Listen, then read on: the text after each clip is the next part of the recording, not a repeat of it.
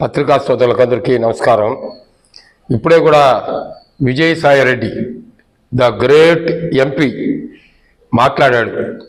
మరి తెలుగుదేశం పార్టీ ఒక నెల లోపలనే దౌర్జన్యాలు, ఆగడాలు, కిడ్నాపులు, అందరినీ భయభ్రాంతులు చేసి మరి ఏమీ డెవలప్మెంట్లు చేయలేక తెల్లమొఖం వేసేసిందంట. ఆయనకి మరి మధ్యంతరే నిధులు వస్తుందంట. అరే నాయన, నువ్వు ఆలోచన పెట్టుకోవద్దు, బ్రహ్మాండంగా చేస్తా ఉందని ప్రజలు ఏదైనా తీర్పిచ్చారు. 11తో నీకు సరిపెట్టారు. ఇంకా ఇట్లే మాట్లాడుతూ ఉంటే ఊర్లలో కూడా రానియకుండా తరిమే పరిస్థితి తెచ్చుకోవద్దు నువ్వుకి మీ నాయకుడికి అని తెలియజేస్తున్నా. ఈరోజు ఒకటి అడుగుతా ఉండా, పెన్షన్లు ఇచ్చిన మాట ప్రకారం మేము పెంచామా లేదా? మీ మాదిరి 5 ఏళ్ళకి 200 పెంచి మేము చేయలేదురా నాయన. అదే మరి ఇసుక పాలసీలో మరి జేకేసీని పెట్టుకున్నావు, మరి శేఖర్ రెడ్డితో పెట్టుకున్నావు, అన్నీ చేసుకున్నావు.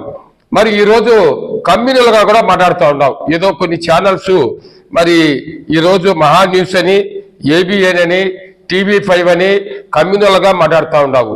మరి మిగతా 4 మాత్రం నీ గురించి రాయలేదు అన్నావు. ఆ 4 ఏది? TV9, సాక్షి, ఎన్టీవీ, 10TV. ఆ 4 మీ ఛానల్సే కదరా నాయన. మీ కమ్యూనిటీ, మీ కమ్యూనల్గా ఉండే ఛానల్సే కదా. ఇది కాకుండా ఇంకొక ఛానల్ కూడా పెడతాను, పెట్టుకో, ఎవరు వద్దన్నారు? ఇంకా నీ దగ్గర మరి అవినీతిలో సంపాదించిన డబ్బు ఇంకోటి చెప్పావు. నాకు ఒట్టి 8 ఎకరాల కుటుంబం, నేను మా అన్న ఇద్దరు చెప్పావు. ఆయనేమో డాక్టర్ అన్నావు, నువ్వేమో చార్టెడ్ అకౌంట్ అన్నావు. అట్లా దొంగ మరి ఆడిటర్గా ఉండి దొంగ ఆడిటింగ్ చేసంతా ఈ మరి ఈరోజు 11 కేసులతో ఏటుగా ఉన్నావు. అది మర్చిపోయినావా?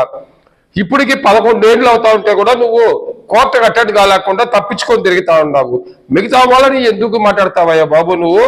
నువ్వు పేర సత్యరిచంద్రుగా మాట్లాడద్దు. ఇది చాలా హిస్టరీలు ఉన్నాయి. ఈరోజు వైజాగ్లో భూదందాలు చేసి ఉండేది, ఇవన్నీ వైజాగ్లో మర్చిపోలేదు. అందుకనే వైజాగ్లో అన్ని సీట్లు కూడా తెలుగుదేశంకి ఇచ్చిన దాన్ని మర్చిపోవద్దు ఆయన విజయసాయి రెడ్డి. అంతేకాకుండా ఈరోజు ఇంకా చాలా ఎక్కువ మాట్లాడుతూ ఉన్నావు.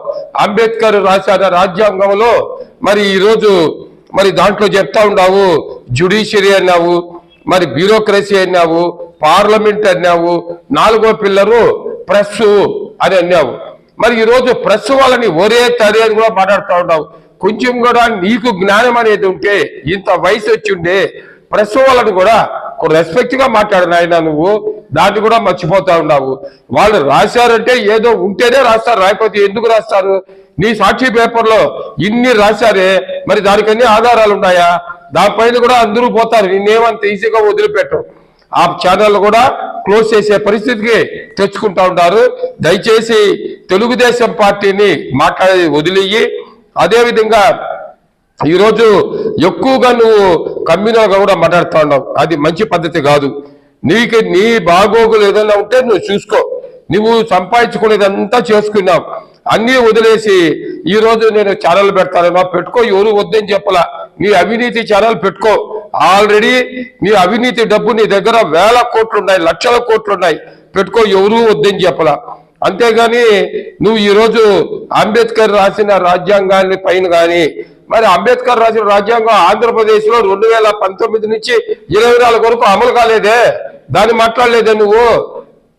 మీ నాయకుడు రెడ్డి రాజ్యాంగమే కదా జరుగుతూ ఉంది, దాన్ని కూడా మాట్లాడిన ఆయన 24 నుంచి 2019 నుంచి 24 వరకు ఎన్ని అకృత్యాలు జరిగాయి. మరి ఎంతమందిని ఎస్సీలని ముస్లింస్ని దారుణంగా చంపేశారే, దాని గురించి నువ్వు మాట్లాడలేదే. దాన్ని కూడా అప్పుడు మాట్లాడుతుంటే నీ మాట ఎవరైనా ఇమే పరిస్థితి ఉంటుంది. దయచేసి నీ మా పగటికలలో కనద్దు. మధ్యంతర ఎన్నికలు రాదు. ఈసారి మళ్ళా 2029లో ఎన్నికలు వస్తే కనీసం 1-2 సీట్లు కూడా వచ్చే పరిస్థితి మీకు లేదు అనేది ఈ దినం నేను క్లియర్గా చెప్తా ఉండా.